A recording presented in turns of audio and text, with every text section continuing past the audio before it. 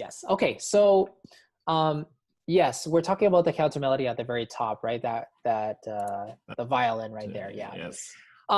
The classic idea of the counter melody is really to make sure that it balances nicely against the main melody. Right now, we see that the counter melody has quite a few skips and leaps. Do you see that? Like it's not entirely by step. Yep. So what that can actually do is two things. Number one, it kind of pulls the ear away from the main melody because it's jumping so far that the ear's like, whoa, what was that big leap? Or what was that? It actually does, you know? Smooth, yeah. Right? It does. Yeah, it does. Right. And the other thing is just like, it sounds less like a melody in general because harmonies are known more to jump more, like especially the root notes of chords, right? Yeah. So if you would really want to make this a counter melody, what I would do is try to make the voice leading as smooth as possible. So go by steps or keep the same notes. And then the other thing you can do is more of a technical tip is make the counter melody move when the main melody is not moving. Okay. So if the main melody is holding a longer note, let's say in the first part of this chord, I think it's holding an F there, yeah? Then I would say maybe, make the counter melody a little more active there. You can go up a few steps, maybe go back down, throw in some non-chord notes. So maybe like this. So in this part, because we got the melody moving right here, so it might be a bit exactly. That's a good start. So yeah, why don't we have a listen and see? Sounds more coherent already. Yeah. Right. Just jumping around a little bit. Exactly. And if the balance was like, if you let's say turn down the volume just a touch of that solo violin, and then maybe turn up the horns a touch, just for example, then the ear would still be focused on the main horns and just kind of treat that violin as, just the background a little bit. Why do I have my violin? The mix is kind of messy. Sure. Yeah, no, it's fine. But yeah, this violin sounds awesome. I love CSS. Yeah, it's great. Yeah. I'm not finding it. Okay, I gotta go to my contact. Sure. That shouldn't be too much of an issue. There we go. Cool. Just perfect.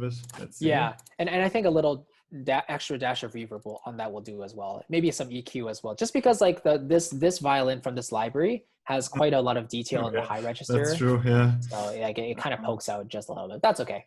I might do this later because it might slow down the workflow. Yes. Okay. Yeah. Let's listen to it. Maybe. Yeah, let's have a listen one more time. Yeah, that's cool. That's better. Yeah, and then I would probably take that high A and just extend it to the end of the bar. Good. Let's see. Yep, go ahead. Yeah. And this is okay. So cool. So right. And then in your next bar, you see how your main melody is going from da da da. You're dipping to the E and then back up to the F, right? Yeah. At the same time, your counter melody is also going to the F there. Yeah. So that kind of makes it a little too root heavy again, So gotcha. maybe we could take that A that we were just playing the high A and extend that even further. So we can extend that going into the second chord, and then we can change it maybe at the end. And yeah, at least for the first half, we'll see let's see what it sounds like. Oh, my disc.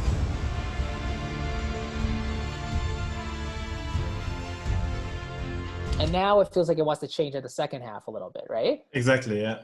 So this is what we're talking about. Like they're countering each other. They're not moving at the exact same time. They're the counter melody is based off of the main melody, moving in the parts where the main melody is not. So we got a F chord here. So yeah, what could we do in this case? Because the A is going directly down to F. What if we bridged those two chord notes, the F and the A, by going to G maybe? Because that would just be the step in between those two notes, right? Again, thinking in terms of the scale, you want to go by steps if possible. Okay, so right, from A and it to looks G. Better. It's a smoother contour, exactly. Yeah, true. A to G. Yeah. And this is what we talked about at the beginning, like in the second half of the chord progression, using non-scale chords for the sake of more emotional complexity. Yeah. Okay. Exactly. Let's see.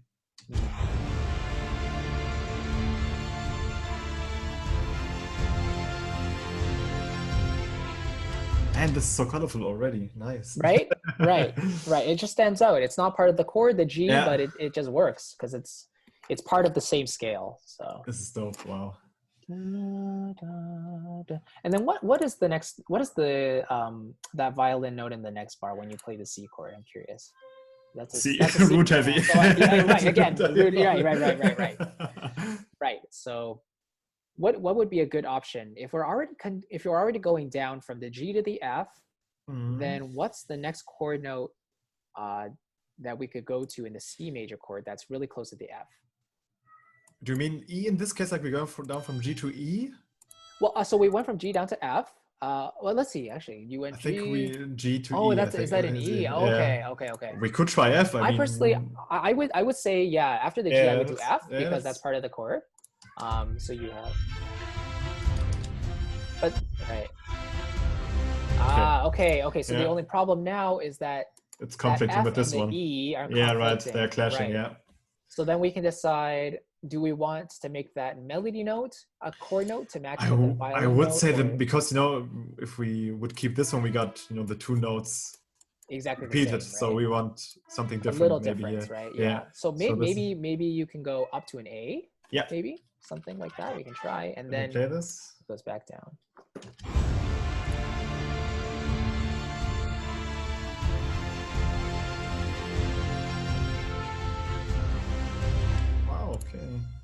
Something like that, right? Yeah, exactly. So now the countermelody and the melody actually sound a touch closer together. Exactly. At that one point. Okay, so we got the C, pretty root. Now we have a C chord, right? So why don't we try making the violin a little closer up? So I mean, a little farther up. Why don't we put it on an E? So that would be the third of the chord, and then that would make it only go down a half step, the F that it just came from. Okay, let's see.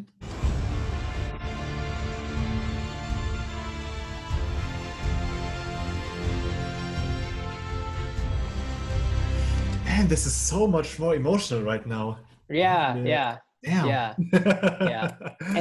And I think the reason why it is because like as humans, singing is just our natural way of expression. And right now what we have here is a very singable melody. Right? This is fun. Wow. It's not, the main key is that it's not jumping all over the place. Exactly, And you're not tied down by the root notes. You're figuring out what the different chord notes are, and then you're interspersing it with non-chord notes to bridge the chord notes together. Yeah, and you gotta experiment with it, and not just be focused on one thing and just try out and see which feels better, right? Right. Yeah. That's cool. Okay. Yeah. So why don't we see what else we have? So now we have an E in the countermelody. What else do we have here? Go ahead.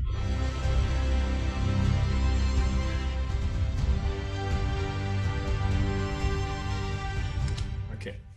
So I'll let you play around with that and see what happens. Okay. I gotta admit, I like this jump right here. Like I will say I like it as well. Yeah. Adds to it. I like it as well. Yeah. So we got a C chord, C, G. Maybe I don't know. Maybe try out a G and. Sure. Why not? Let's see. Extend it. Cool. All right. Let's see.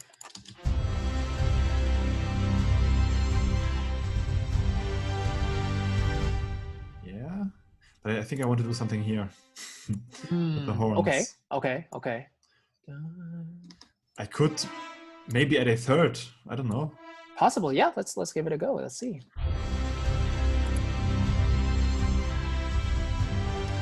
Yeah, that's cool. That's better. That could work, right? Yeah. Yeah. Exactly. Yeah, I like that. That's awesome. Yeah, that works. Something else, yeah. I gotta admit though, I'm not too sure about that G. I gotta admit, I'm not too sure about this one. Right. Because I like the contrast here pretty much. I like the contrast this had. Like I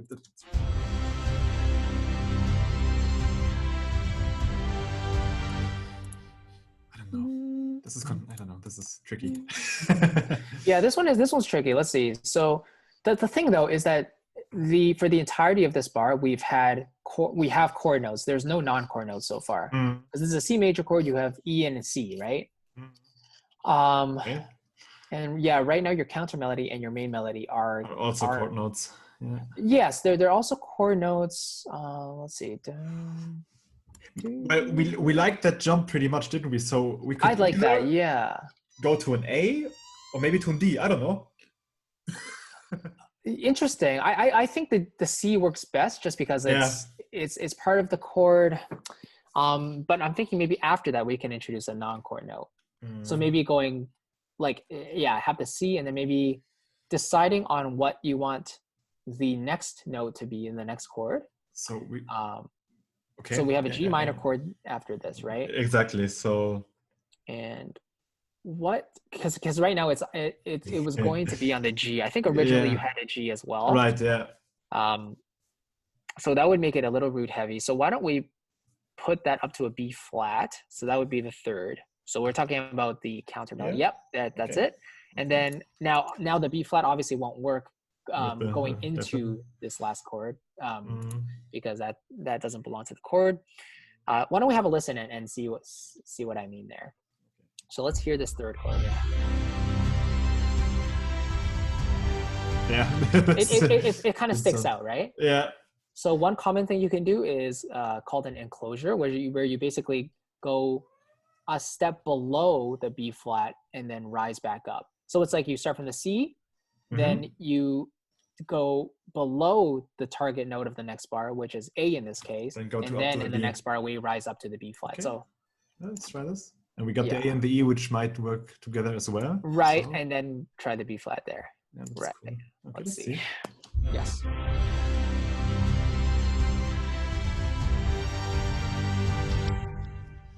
So it's possible, right? Like it's possible, definitely. There's things that can work there, but I think it just comes down to personal taste. That's true, yeah, that's true. Because I'm not too sure if this fits into the emotional vibe we had in the one or two chords before. So exactly. Yeah. Maybe instead of an A, we try a G. I don't know. Why don't we can see? Because that would still make it a chord note. Yeah.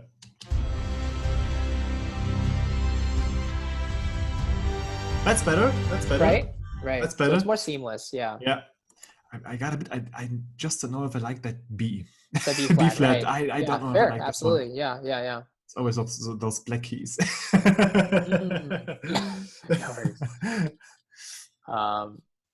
So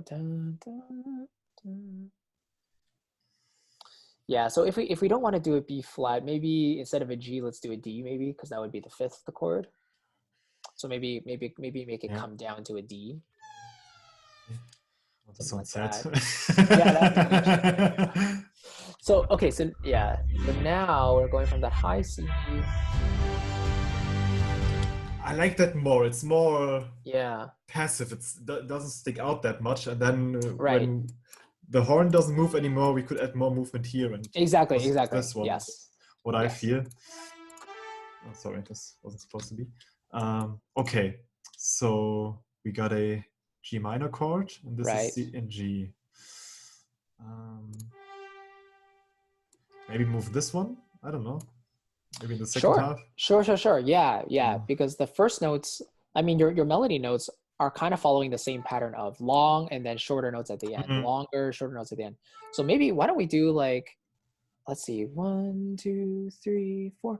Why don't, in this case, for this last chord, why don't we do one beat for each note? So why don't we start in a G, then why don't we, half the length of this. Good. And then let's maybe go up to an A on the second half. Okay. And then we'll go to a B flat on the beat 3. So then this will give us a nice ascension from the root to the third. Okay, might conflict with the C though. That is true. We'll have to fix that if that's the case. That's true, yeah. That's true. Yeah. Well, let's have a listen and see if we like the melody. Oh, this is going to hurt maybe. That's okay. That's okay.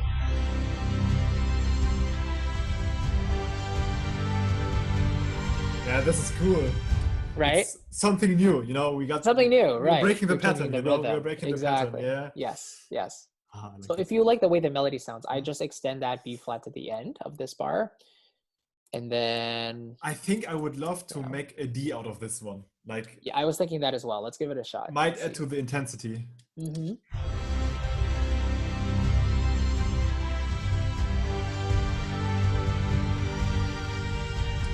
Yeah, I think I like and then maybe just hold the D for the rest.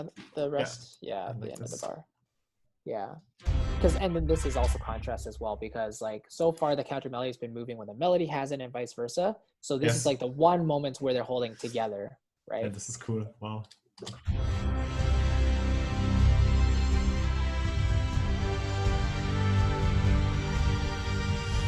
I gotta admit though, I want this to move up one more. Fine. Like Yeah. here. Sure. Why not? Yeah.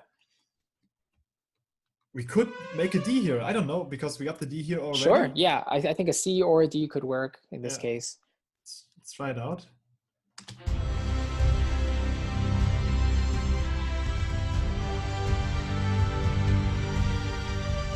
Yeah.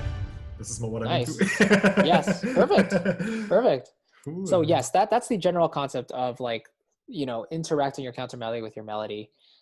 It's interesting because like you can have counter melodies either below the main melody or above, but a thing to keep in mind, and something we've done here, which is good, is that you want both parts to be a certain distance away from each other. If they're too close, then the ear can easily get confused. You know, it's like, which one is the counter melody, which is the main melody. Right. So this case, and also you've chosen different textures as well, like horns versus a violin is so different, right? True. So it helps us differentiate. I think that's pretty important. Lovely. But that's the main idea. Yeah. Great.